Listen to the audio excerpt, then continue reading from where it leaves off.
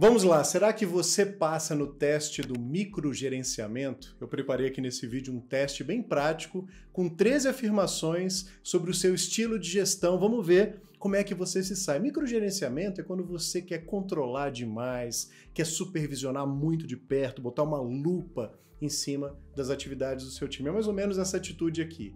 Olha, eu quero que você lidere esse projeto com total autonomia, só vamos combinar cada passo antes, alinha tudo comigo, me mostra antes, tá bom? Então será que isso é realmente autonomia? Será que isso é delegação? A verdade é que mesmo que muitos chefes hoje em dia não digam algo como isso é uma ordem, eu estou mandando, a sua atitude, a sua linguagem corporal, a sua altivez ali na comunicação podem passar a mensagem do tipo, olha, façam exatamente como eu estou dizendo, porque quem está no comando sou eu. Às vezes as palavras não dizem isso, mas a atitude demonstra exatamente isso, ou comunica exatamente isso. Essa é a mensagem que fica. E qual que é o problema disso? Existem algumas regiões do nosso cérebro, como o córtex pré-frontal e a ínsula, que dão essa origem ao nosso desejo, ao nosso impulso de tomar as nossas próprias decisões, de tomar as nossas próprias escolhas, de trabalhar em cima das nossas preferências.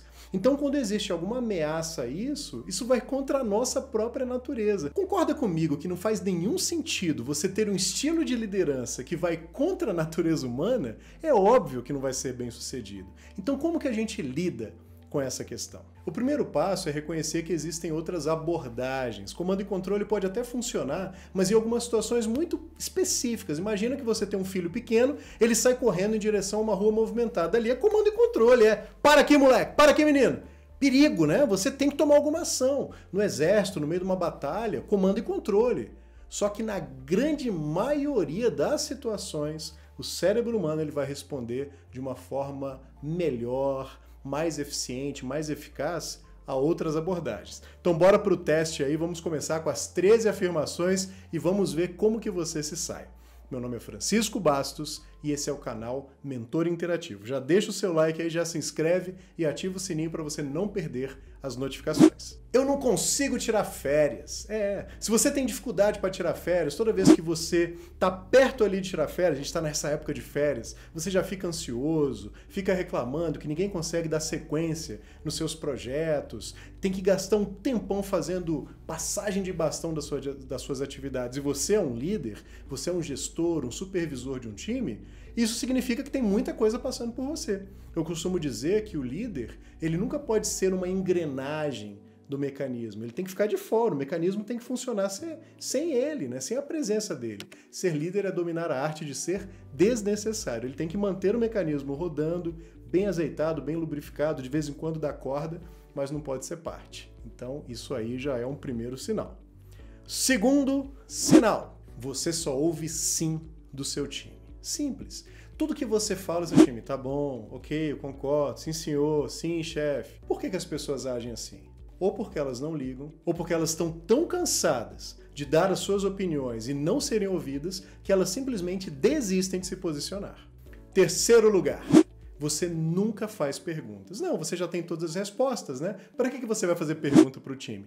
Então você não está interessado em ouvir outras opiniões, outras perspectivas, porque você já tem certeza que aquele seu ponto de vista é o ideal. Então, quando o líder ele age dessa forma, significa que ele já está bem fechado na sua mentalidade de que o seu jeito é o jeito certo e não envolve as pessoas. Qual que é a consequência disso? Ele não desenvolve pensamento crítico, participação, skin in the game, né, que é botar ali realmente a pele no jogo, ter aquele envolvimento, aquele comprometimento com o negócio. Quarto lugar, você diz assim, quero uma coisa bem feita, faça você mesmo. E pode até ser verdade, mas é verdade no curto prazo e está limitado à sua capacidade de execução. Vou explicar. Se você é um líder que foi um técnico, às vezes você foi engenheiro de um departamento, foi alçado à posição de liderança, muito provavelmente você vai fazer muito melhor do que muitas pessoas ali do seu time. Mas o seu trabalho não é fazer melhor. O seu trabalho é habilitar as pessoas do seu time para que elas cheguem no nível igual ao seu ou até superior ao seu. Você não quer ser a pessoa mais inteligente da sala, daqui a pouco a gente fala mais sobre isso. Então você tem que aprender a capacitar as pessoas e para isso você vai ter que delegar, confiar que as pessoas serão capazes de fazer. Talvez elas não façam tão bem quanto você no começo, façam de uma forma diferente, mas formas diferentes funcionam e talvez o seu padrão de excelência no primeiro momento ali não vai ser alcançado, mas no futuro vai ser superado com um time incrível. Quinto lugar, você está sempre no limite, está à beira de um verdadeiro burnout. Você está uma panela de pressão a ponto de explodir. Por quê? Porque tudo passa por você, toda decisão passa por você, toda validação de processo, de entregável, de qualquer coisa, passa por você e você não tem capacidade infinita. Você tem um time para fazer isso. Então, se você se sente assim, abre o olho, porque pode ser um sinal de que você está fazendo microgestão.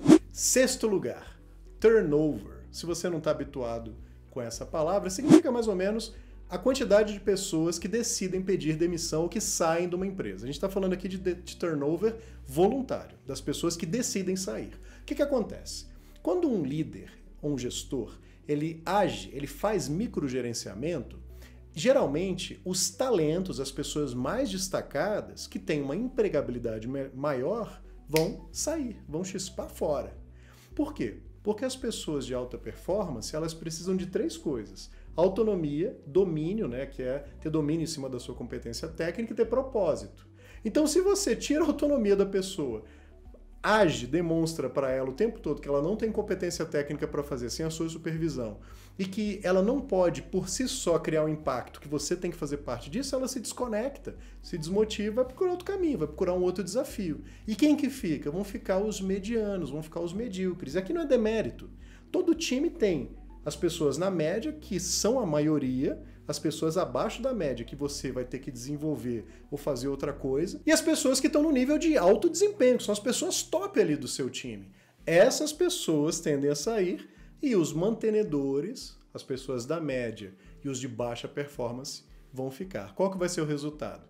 Você entende que fazendo microgerenciamento você vai garantir que tudo vai funcionar, mas é ao contrário. Você vai perder as pessoas que realmente têm um potencial de sucessão, de te ajudar a entregar um resultado muito melhor, muito mais efetivo e vai manter um time com uma régua de qualidade mais baixa. Percebe que não é sustentável? Sétimo lugar. Você precisa ser a pessoa mais inteligente da sala. Você se sente na obrigação, e muitas vezes nem é por mal, de ter que dar a solução, de ter que dar a última palavra. Sente que se você falar algo do tipo, não sei, ou o que vocês acham? Alguém tem uma sugestão de solução? Olha, a gente nunca lidou com esse problema antes, eu preciso muito da colaboração de vocês. Você vai demonstrar fraqueza, vai demonstrar vulnerabilidade. Nós já vimos numa outra lição aqui do vídeo, quem me acompanha no canal, que é exatamente quando você mostra a vulnerabilidade que você constrói confiança e sua posição como líder, ela se estabelece. Tem uma frase que é atribuída a Steve Jobs, a gente não tem muita certeza se foi ele que falou, que é a seguinte: de que adianta contratar pessoas inteligentes e dizer a elas o que elas têm que fazer? Então confie no seu time. Sabe qual é o outro problema? Que geralmente quando você quer ser a pessoa mais inteligente da sala, você acaba sendo percebido dessa forma aqui. Não preciso dizer nada, né? Oitavo lugar. Você entra num verdadeiro cabo de guerra nas discussões. Então você está tão determinado, tão aferrado ali na sua posição, no seu ponto de vista, porque você tem tanta certeza que tem que ser daquele jeito, que você não está disposto a ceder. Se você não está disposto a ceder, você não vai considerar de forma humilde outros pontos de vista. E já aprendemos aqui em outro vídeo que a humildade é o que destaca um líder que está no mais alto nível, de acordo com Jim Collins no seu livro Good to Great, ou Empresas Feitas para Durar. É o conceito da liderança nível 5. A gente precisa ouvir as pessoas, a gente precisa colocar realmente a opinião das pessoas junto da nossa e ali construir de forma colaborativa. A inteligência ela é coletiva. Numa organização, a inteligência é coletiva. A inteligência não é do líder. O líder pode não ser a pessoa mais inteligente da sala e é muito bom que ele não seja, que ele se rodeie de pessoas mais competentes e mais capacitadas que ele ou que ela. Nono lugar. Você é um verdadeiro gargalo. você acaba diminuindo a capacidade produtiva do seu time, a saída do seu time, porque tudo tem que passar por você. Todo o processo decisório tem que passar por você, você tem que validar no detalhe tudo o que acontece, então a capacidade de produção ela fica reduzida. Se identifica com isso? 10º lugar, são 13. Você cria ali um ambiente tenso, com baixa tomada de risco, baixa abertura para o erro, para a experimentação. Então você cria ali um ambiente onde todo mundo está com muito medo de errar, de fazer a coisa errada e de te desagradar. 11º, excesso de feedback. Como assim feedback não é bom? Feedback é igual fermento numa massa. Então, por exemplo, eu gosto de fazer pizza, 1 kg de farinha, 60% ou 600 ml de água e 1,5 grama de fermento. É só uma dosezinha para fazer essa ignição na fermentação. Entendeu o ponto? Então o feedback ele tem que ser só aquela dosezinha, às vezes uma sugestão de melhoria ou mesmo um elogio. Você não vai elogiar toda coisa boa que a pessoa faz, da mesma forma você não vai criticar toda coisa errada que a pessoa faz. As pessoas já têm o seu próprio senso crítico. O feedback ele é super importante. Mas muitas pessoas acham que ele tem que ser feito de forma indiscriminada. Tem até um outro vídeo aqui no canal, por sinal foi meu primeiro vídeo, que ele fala de um conceito da falácia do feedback. Eu vou deixar o card aqui para você ver depois. 12º lugar, você rotula as pessoas que não querem agir como missionários, como mercenários. O que esse cara tá falando? Eu vou te explicar, fica tranquilo. Um missionário na vida real é alguém que abre mão dos seus próprios interesses, dos seus próprios objetivos, do seu próprio conforto para ir, às vezes, levar uma mensagem, representar uma organização num outro país, numa terra longe ali da sua zona de conforto. Ele abre mão dos seus próprios interesses para isso. O mercenário, ao contrário disso, é um soldado que vai lutar qualquer guerra por uma quantidade de dinheiro. Ele não está preocupado com propósito, não está preocupado com ideologia, quem que ele vai matar, quem que ele vai defender. E muitas empresas acabam tendo essa expectativa de que todo mundo tem que ser um missionário, tem que simplesmente falar amém, tem que seguir aquela orientação, aquela ordem que chega sem questionar. E se alguma pessoa questiona, se alguma pessoa demonstra uma ambição diferente, às vezes até uma posição maior, ela já é taxada como mercenário. Então, se você acha que as pessoas do seu time são mercenários porque eles estão desafiando o status quo, pode ser exatamente o contrário. Pode ser que você tenha ali a próxima camada de sucessão, o próximo grupo de líderes que vão transformar o seu negócio e fazer você prosperar ainda mais. Último, 13º ponto. Você não conhece as pessoas do seu time em caráter pessoal. Você não sabe o filho de ninguém da sua equipe, o nome do filho, você não sabe onde que a pessoa tirou férias, você não sabe o gosto de filme, de música, nada sobre as pessoas, porque você não se importa, né? Você quer realmente focar no trabalho e você vê as pessoas como uma extensão do seu cérebro, né? Você tem um cérebro ali que vai comandar tudo e essas pessoas são o quê? Um braço adicional, porque você não dá conta de fazer tudo e gostaria que fosse possível. O problema disso é que a liderança, um dos pilares da liderança é a confiança. E você não estabelece confiança sem ter realmente uma relação, sem criar laços com as pessoas. Então, até uma vez eu aprendi com um líder que trabalhou numa equipe comigo que uma ótima pergunta para começar uma one-on-one, ou seja, uma reunião individual com o liderado é: e aí, como que está a vida? Porque se você pergunta como é que você está, qual que é a resposta? Tá tudo bem. Se você pergunta como que está a vida, você vai quebrar o padrão e pode ser que a pessoa te traga alguma informação. Não é para você se meter nos assuntos pessoais. Existem algumas barreiras, claro, entre o pessoal e o profissional, mas você tem que ter um interesse pessoal nas pessoas que trabalham contigo. Então, aprenda, se questione em relação a isso, veja se tem alguma oportunidade para você.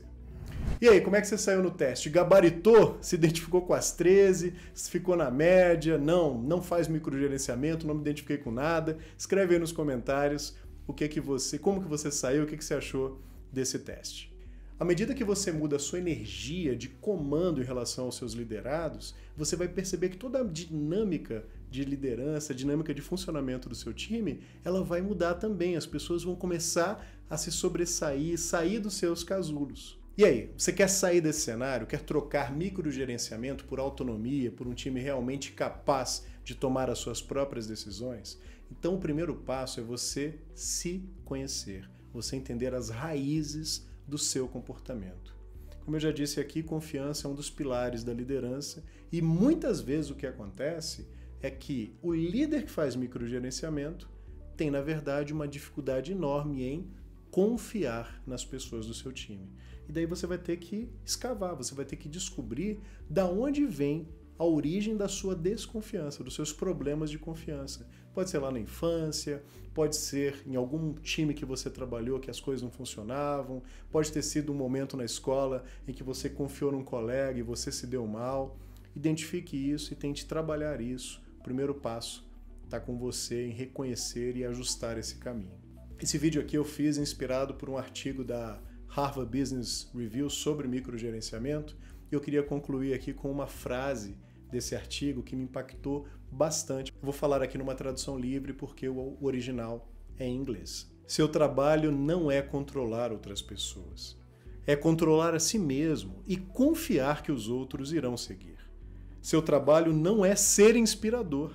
É estar inspirado e confiar que os outros também se sentirão inspirados. Quando você incorpora a energia que deseja ver em sua equipe, você se torna o padrão energético ao qual as outras pessoas irão se ajustar.